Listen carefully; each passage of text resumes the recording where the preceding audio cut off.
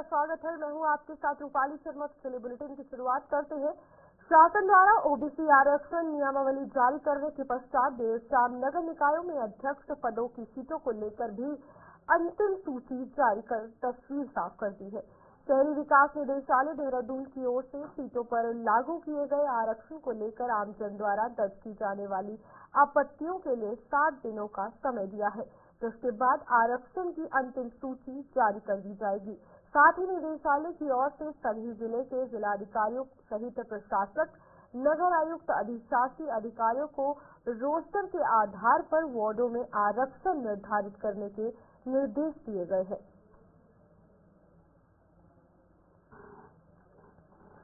उत्तराखंड की 14 नगर पालिका परिषद और 23 नगर पंचायतों में पहली बार वार्ड सदस्य की ओबीसी समुदाय के लिए एक भी सीट आरक्षित नहीं होगी। एकल सदस्य समर्पित आयोग ने आबादी के आधार पर ये सिफारिश की है। वहीं नगर पालिका मंगलौर में सर्वाधिक 50% और जसपुर में 45% सीटें ओबीसी के लिए आरक्षित होगी। राज्य में 2018 के निकाय चुनाव में सभी निगम पालिका व नगर पंचायतों में 14% ओबीसी आरक्षण लागू था। इस बार एकल सदस्य समर्पित आयोग ने ओबीसी की आबादी के हिसाब से सीटों का आरक्षण तय किया है। इसकी रिपोर्ट के आधार पर आरक्षण लगेगा। इस रिपोर्ट में स्पष्ट किया गया है कि 14 नगर पालिकाओं और 13 नगर पंचायतों में ओबीसी के हाथ एक भी सीट नहीं आएगी। नगर पालिका मंगलौर में ओबीसी की आबादी 67.73 होने के चलते यहां 20 में से 10 सीटें ओबीसी की होंगी, बाकी 10 अनारक्षित होंगी। नगर पालिका जसपुर में आबादी 63.52% होने के चलते यहां 20 में से 9 सीटें ओबीसी की होंगी, 10 अनारक्षित और 1 अनुसूचित जाति की होगी। वहीं आपको बताते हैं कि ओबीसी की कहां कितनी सीटें रहने वाली है। 14 नगर पालिकाओं और 23 नगर पंचायतों में ओबीसी की कोई सीट नहीं है। नगर पालिका मंगलौर की अगर बात की जाए तो मंगलौर में ओबीसी की आबादी 67.73% है। 20 में से 10 सीटें ओबीसी की होंगी, बाकी 10 अनारक्षित होंगी। नगर पालिका जसपुर में आबादी 63.52% है और यहाँ की सीटें कितनी हैं ये भी आपको बता रहे हैं। 30 में से 9 सीटें ओबीसी की होंगी। तो बिल्कुल 10 अनारक्षित और 1 अनुसूचित जाति की होगी। ये सीटों को लेकर पूरी चर्चा की जा रही है। यहाँ नगर निकाय चुनाव की अगर बात की जाए तो कहाँ पर ओबीसी की कितनी सीटें होंगी ये आपके सामने है। वहीं उत्तराखंड नगर निकाय चुनाव को लेकर आरक्षण की सूची जारी कर दी गई है। निकाय चुनावों के लिए जारी की गई आरक्षण सूची में महिलाओं की भागीदारी को बढ़ाया गया है। उत्तराखंड नगर निकाय चुनाव में आधी आबादी को सशक्त करते हुए अधिक सीटें महिलाओं के लिए आरक्षित की गई है। नगर निगम में 36%, नगर पालिका और नगर पंचायतों में 34% सीटें महिलाओं के लिए आरक्षित की गई है। उत्तराखंड नगर निकाय चुनाव की आरक्षण सूची पर अगर नजर डालें तो नगर निगम की कुल सीटों में आपको बता दें 4 सीटों पर महिलाओं को आरक्षण दिया गया है। इनमें हरिद्वार नगर निगम में ओबीसी महिला, नगर निगम रुड़की, पिथौरागढ़ और नगर निगम अल्मोड़ा सीट भी महिला के लिए आरक्षित की गई है। तो यहाँ पर नगर पालिकाओं में महिलाओं को कितनी सीटें हैं और नगर पालिका का महिलाओं का समीकरण क्या कुछ निकल कर आ रहा है ये भी आपको बताएंगे। यहाँ पर 43 नगर पालिकाओं में से 15 सीटें जो है वो महिलाओं के लिए आरक्षित की गई है। और जगहें आपको बता दें, उत्तरकाशी, पुरोला, जोशीमठ, देवप्रयाग, चंपावत, गर्दपुर और पौड़ी में यहाँ पर समीकरण जो है वो सीटों पर बनता हुआ नजर आ रहा है। मसूरी, गोपेश्वर और बेरीनाग, भवाली, नगला महिलाओं के लिए आरक्षित किया गया है। उत्तरकाशी, पुरोला, जोशीमठ, देवप्रयाग, पौड़ी, बेरीनाग, चंपावत और भवाली भी इसमें शामिल है। गदरपुर सामान्य महिलाओं के लिए आरक्षित की गई है। मसूरी, चंबा, भीमताल, नगला अन्य पिछड़ा जाति महिलाओं के लिए आरक्षित की गई है।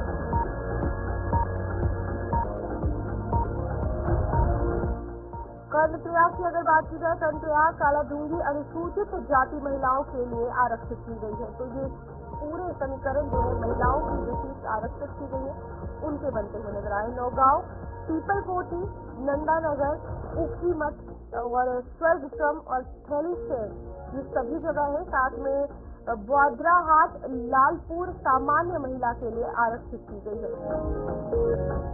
तपोवन, तिलवाड़ा, चौखुटिया, लालकुआं और शक्तिगढ़ भी शामिल है। गुल्लर, भोज अन्य पिछड़ा जाति के लिए आरक्षित की गई है और ये पूरा नगर पंचायतों को लेकर समीकरण बनता हुआ नजर आ रहा है, जहां गुप्त काशी, भीसिया शहर और अनुसूचित जाति के लिए ये 2 जगहें जो है आरक्षित की गई है।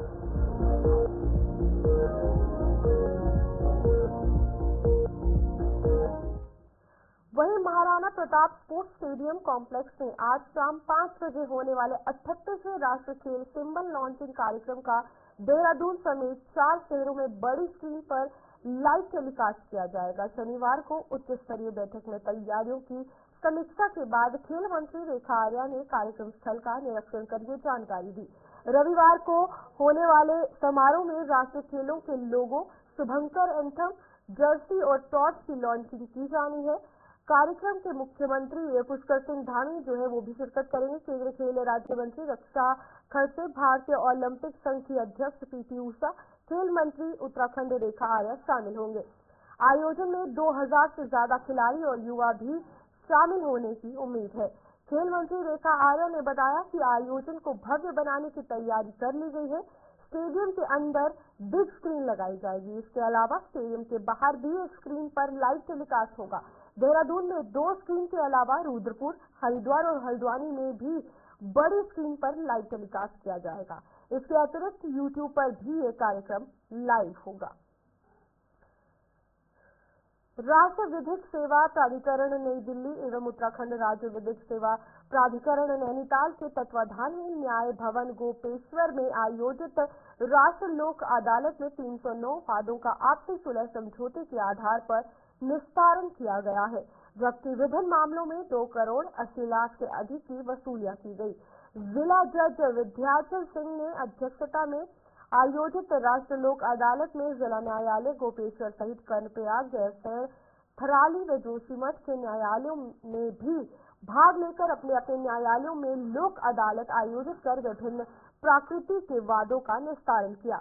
लोक अदालत में विभिन्न प्रकार के आपराधिक वाद, भरण पोषण, बैंकों की वसूली, मोटर दुर्घटना, प्रतिकरवाद और एनआईए एक्ट, वाहन चालन सहित कई प्रकृति वादों का निस्तारण आपसी सुलह समझौते के आधार पर किया गया है।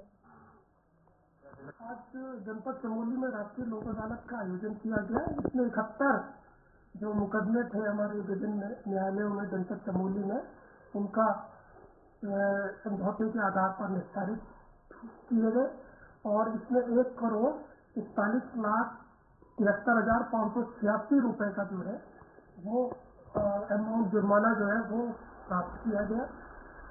प्री लिटिगेशन के जो 238 मामले जो है निस्तारित हुए और इसमें 1 करोड़ 38 लाख 1 करोड़ 38 लाख रुपए जो है निस्तारित हुए जुर्माना।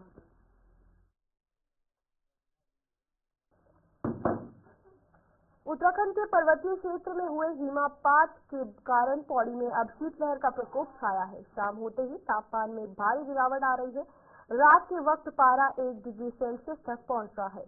सर्दी से राहत पाने के लिए लोगों को अलाव और गर्म कपड़ों का सहारा लेना पड़ रहा है। जिला प्रशासन ने शहर के आबादी वाले क्षेत्र में जगह जगह अलाव की व्यवस्था लोगों को ठंड से राहत दिलाने के लिए की है, जबकि जरूरतमंदों को कंबल भी बांटे जा रहे हैं।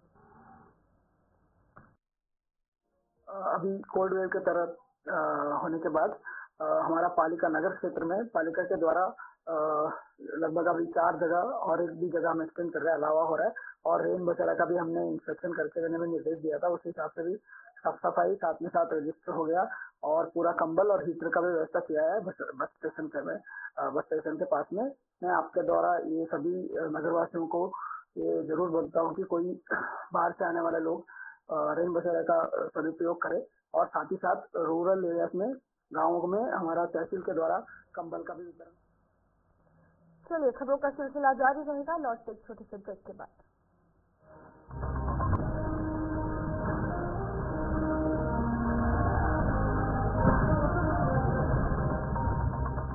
आगे बढ़ते हैं, जहां पर गदरपुर विधानसभा के काली नगर क्षेत्र में गदरपुर के विधायक अरविंद पांडे ने राज्य योजना के तहत 3 लिंक मार्ग जो कि 2 करोड़ 25 लाख की लागत के साथ उसका शिलान्यास है वो किया गया है। इस दौरान विधायक अरविंद पांडे को ग्रामीणों ने जोरदार स्वागत व अभिनंदन किया। इस दौरान विधायक अरविंद पांडे ने नशे से दूर रहने के लिए ग्रामीणों को शपथ दिलाई। इस दौरान क्षेत्र विधायक अरविंद पांडे ने कहा कि पहाड़ से कई हमारे भाई बहन पलायन करके आए हैं और यहाँ आकर बसे हैं। उनका दुख सुख हमें देखना और हमारी प्राथमिकता का पहला। एक तो नेता नगर से चालू है। नेता नगर जो मेन रोड से प्रेम सिंह गड़िया जी के घर तक 1 किलोमीटर से 1.5 किलोमीटर वो बन रहा है। उसके बाद चिंतापाड़ा में करीबन 1 किलोमीटर का इंटरलॉकिंग टाइल का है, जहाँ पे पानी की व्यवस्था देखते हुए यहाँ पानी भर जाता है, इसलिए यहाँ इंटरलॉकिंग टाइल किया गया है। बाकी विभिन्न आंतरिक मार्ग किया गया 2 किलोमीटर। ये कालीनगर बाजार में जितने भी गलियां हैं सबको पीसीसी द्वारा मार्ग निर्माण किया जाएगा और ये माननीय विधायक जी का अथक प्रयासों से हुआ है और सभी इस ग्रामवासियों को मैं धन्यवाद देता हूं और विधायक जी का भी धन्यवाद देता हूं कि आप लोगों का रोड जो स्वीकृत हो गया। बहुत मेहनत के बाद अथक प्रयास किया विधायक जी ने। आप सभी को बधाई धन्यवाद देता हूँ। ये जो है छोटी छोटी जो रोडें हैं पहले भी हमने कराया है। अगर 100-200 मीटर रोड कम पड़ जाता है तो बिलों में जैसे टेंडर का बिलो होता है उसको पूरा करके विधायक जी लेटर लिख के देते हैं, उसमें वो पूरा किया जाता है। तो लगभग ये क्षेत्र का लगभग रोड पूरा हो जाए। विश्व प्रसिद्ध जागेश्वर धाम के पास कुमाऊं के पहले राजकीय संस्कृत स्कूल खोलने की प्रक्रिया तेज हो गई है। स्कूल भवन की अगर बात की जाए तो निर्माण के लिए ब्रिडकुल ने 10 करोड़ रुपए की अनुमानित डीपीआर तैयार कर दी है। संस्कृत शिक्षा के सहायक निदेशक राजस्व निरीक्षक जागेश्वर मंदिर प्रबंधन समिति के लोगों और ब्रिडकुल की टीम ने प्रस्तावित भूमि का निरीक्षण किया है। शुक्रवार तक भूमि का सर्वे पूरा कर रिपोर्ट अधिकारियों को भेज दी जाएगी। बजट स्वीकृति होते ही भवन निर्माण कार्य शुरू होगा और स्कूल तक पहुंचने के लिए अप्रोच सड़क भी बनाई जाएगी। इस स्कूल में आधुनिक विषयों के साथ संस्कृत शिक्षा दी जाएगी। यहाँ साइंस लैब, कंप्यूटर कक्ष, लाइब्रेरी, खेल मैदान और अन्य सुविधाएं भी उपलब्ध होंगी। जागेश्वर धाम में राजकीय संस्कृत स्कूल खोलने की तैयारियां लगभग पूरी हो चुकी है। इसी तो जहां पर हम खड़े हैं यहाँ पर प्रशासन ने इस स्कूल की बिल्डिंग के लिए जगह चिन्हित कर ली है। आज यहाँ पर प्रशासन की टीम आई है और संस्कृत शिक्षा के सहायक निदेशक भी पहुंचे हैं और बिल्कुल के इंजीनियर भी यहाँ पर सर्वे के लिए पहुंचे हैं। उसके बाद जल्दी ही ये रिपोर्ट शासन को जानी है। उसके बाद ये यहाँ पर निर्माण कार्य शुरू हो जाएगा। इससे पूरे क्षेत्र को बड़ा लाभ मिलेगा। स्कूल खुलने के बाद काफी लंबे समय से राजकीय संस्कृत विद्यालय खुल जाने की क्षेत्र में मांग की जा रही थी। आज शासन प्रशासन की टीम तथा बिल्कुल के इंजीनियर यहाँ पर आए हैं। जमीन की चयन प्रक्रिया शुरू हो गई है। इससे क्षेत्र के सभी लोगों को लाभ मिलेगा। दुग्गड़ा ब्लॉक अंतर्गत घनी आबादी वाले झवाड़ा गांव सरकार और विधायक के प्रयास के बावजूद भी सड़क से वंचित है। सरकार की ओर से आमसोड़ से झवाड़ा गांव तक के लिए 5 किलोमीटर सड़क स्वीकृत की गई है, लेकिन वहीं अन्य गांवों के ग्रामीणों के हस्तक्षेप के कारण झवाड़ा गांव के लिए सड़क सपना बनकर न रह जाए। झवाड़ा गांव तक सड़क पहुंचे, इसके लिए प्रशासन के द्वारा कई बार खुली बैठक की गई है, जिससे सहमति बन सके और सड़क का निर्माण किया जा सके, जिसमें आमसोड़ और में संयुक्त विभागों की मौजूदगी में खुली बैठक का आयोजन किया गया। बैठक में झवाड़ा गांव तक सड़क पहुंचाने के पक्ष में 177 ग्रामीणों ने अपनी सहमति जताई, तो वहीं दूसरे गांव के 45 ग्रामीणों ने आपत्ति दर्ज करवाई, जबकि आपत्ति दर्ज कराने वाले ग्रामीणों के गांव तक सड़क पहले पहुंच चुकी है। आपत्ति दर्ज कराने वाले ग्रामीणों की मांग है कि इस सड़क को दूसरे अलाइनमेंट से जोड़ा जाए, जिससे अन्य गांव भी इस सड़क से जुड़ सके। अगर अलाइनमेंट चेंज होती है तो झवाड़ा गांव तक सड़क नहीं पहुंचेगी, जबकि शासन की ओर से झवाड़ा गांव के लिए 5 किलोमीटर सड़क प्रस्तावित है। हमारे आमतौर से कम से कम 4-5 किलोमीटर दूर के गांव हैं और सारे बच्चे स्कूल में दुबड्डा इंटर कॉलेज में पढ़ाई के लिए इंटर कॉलेज में जाना पड़ता है। दुखी बीमार आदमी जो आते हैं उनके बड़ी दिक्कत परेशानी होती है। रास्ते के आप इसलिए कि पिछले 2 साल से आपदा की माल झील रहे, रास्ते नहीं है और रोड अगर ये नहीं बनती तो बहुत दिक्कत वाली बात है। ये सारे लोग अभी जहाँ से इतना पलायन नहीं हो पाया इतना जितना होना चाहिए था, क्योंकि अभी गाँव में भरपूर लोग हैं और इन लोगों को अगर सुविधा दी जाए तो निश्चित ही लोग पलायन रुकेगा और इन गाँव के लोगों की समस्या हल होगी। तो ज़्यादा आप ये भीड़ देख के आप देख ही रहे होंगे कि यहाँ पे इतने ज़्यादा जनमानस इकट्ठा हो रखा है। तो इनकी मांगे हैं, इनकी मजबूरी है, ये आशा है और इन आशाओं पे अगर ये सरकार द्वारा पहल होती है तो बहुत अच्छी बात है। विवाद की बात कुछ नहीं, इसमें समाधान की बातें हैं। समाधान हो जाए तो कोई दिक्कत वाली बात नहीं और ये रोड होना बहुत जरूरी है। ये हमारी आम तौर से जवाना के लिए एक रोड सैंक्शन हुई थी 5 किलोमीटर के लिए और इसका हम लगभग 4 बार सर्वे करा चुके हैं। तो 2 सर्वे तो हमारा जूलॉजिस्ट ने रिजेक्ट किए थे, 3 और एक जो इसमें सहमति बनी थी वो सर्वे है जूलॉजिस्ट के भी हो गया, अलाइनमेंट भी सैंक्शन हो गया। लेकिन अभी कुछ लोग उसमें विवाद कर रहे हैं तो उसमें ही आज फिर मीटिंग बुलाई गई थी कि कोई सहमति बन पाए, लेकिन लग नहीं रहा कि कोई सहमति होगी। अब देखते हैं, जैसे भी अब सीएम साहब के आदेश होंगे, कोई टाइम प्रशासक नियुक्त है, प्रधान भी नहीं है तो कुछ वो तो बन नहीं सकती सहमति अभी। जी आए हैं और इस बैठक का मुख्य उद्देश्य आम तौर से जवाना के बीच में जो पैदल मार्ग है उसी के रोड के संबंध में है और इसमें ये हमारी तीसरी मीटिंग हो रही है। पहले हमने आम तौर से जवाना के बीच में एक ही प्रस्ताव पर विचार करने के लिए किया था। उसके बाद दूसरे प्रस्ताव पर कुछ उस पर आपत्ति लगाई गई और वो पास नहीं हो पाया। उसके बाद हमने जो है 10-10 में जो है पुनः मीटिंग की 10-10-2024 को और उस मीटिंग में 2 प्रस्ताव पर बात बनी और उसके बाद विभाग द्वारा आज ये पुनः 12-2024 को तीसरी मीटिंग हुई है। और आम तौर से जवाने के बीच में जो पैदल रास्ता है वो जंगल का रास्ता है, रोड बहुत ज़रूरी है। हम समझते हैं कि सरकार को इस पर गंभीरता से काम करना चाहिए और जो है विभाग भी इसमें अपनी अहम भूमिका निभाए। हम ये लगभग तीसरी चौथी मीटिंग कर रहे हैं।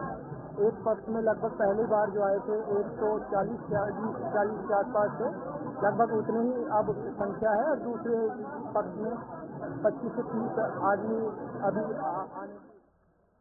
काशीपुर में उत्तराखंड पंजाबी महासभा के प्रदेश अध्यक्ष राजीव घई की संस्तुति के आधार पर उत्तराखंड पंजाबी महासभा के जिला अध्यक्ष परवीन सेठी की अध्यक्षता में नई उत्तराखंड पंजाबी महासभा काशीपुर की इकाई का गठन किया गया, जिसमें सर्वसम्मति से पूर्व पार्षद आशीष बॉबी को उत्तराखंड पंजाबी महासभा काशीपुर का अध्यक्ष चुना गया।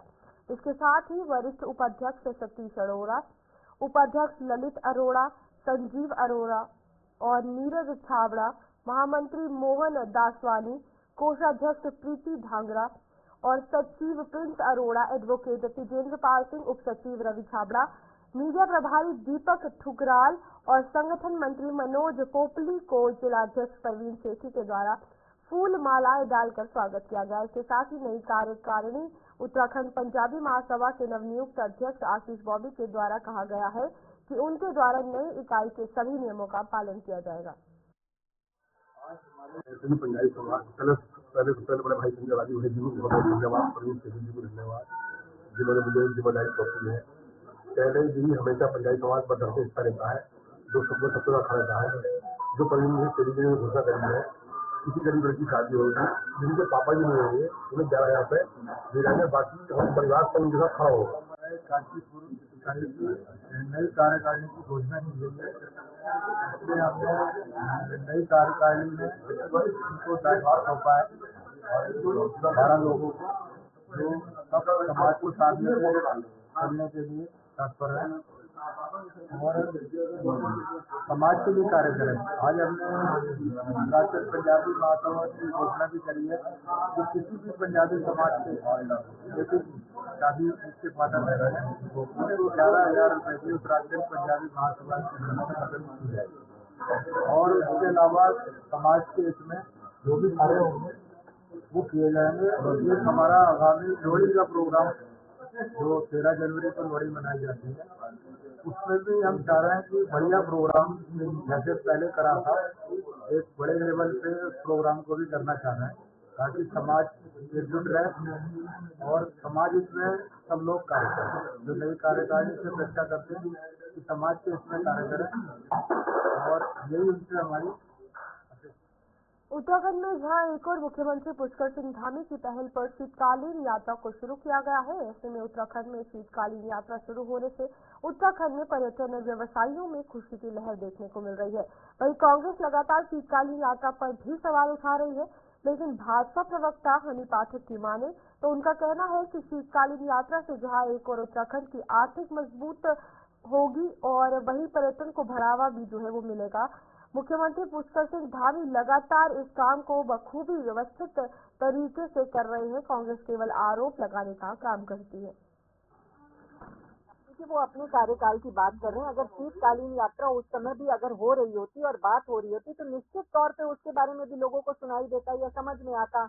लेकिन वो जो डोलियां जाने का समय हो रहा था उसमें शीतकालीन यात्रा का पूरा व्यवस्था नहीं करी गई थी। लेकिन अब की बार जो कार्य हुआ है उसमें लगातार शीतकालीन यात्रा में जिस प्रकार से व्यवस्था की जा रही है, पर्यटकों को लुभावने के लिए लगातार उस अप्रोच करी जा रही है सोशल मीडिया के माध्यम से, न्यूज चैनल के माध्यम से, ये दर्शाता है कि हमारा उत्तराखंड जिस प्रकार से पर्यटक स्थल है उसको बढ़ावा देने के लिए हमारे मुख्यमंत्री श्री पुष्कर सिंह धामी जी निरंतर प्रयासरत हैं और लगातार कार्य कर रहे हैं। मैं ये कहना चाहूंगी करण महाराज जी से कि ये जो बातें हवाई बातें कर रहे हैं उसको बंद कर देना चाहिए और अपने कार्यकाल का जो एक कहा जा सकता है कि वो कार्यकाल नहीं काल था उत्तराखंड के लिए, उसको भूल जाए। अब की बार का वो देखे तो लगातार कार्यरत है हमारे मुख्यमंत्री जी और कार्य हो रहा है। चलिए, खबर उत्तराखंड में इतना ही। खबरों का सिलसिला जारी रहेगा। आप जुड़े रहे गुलिस्तान न्यूज के साथ।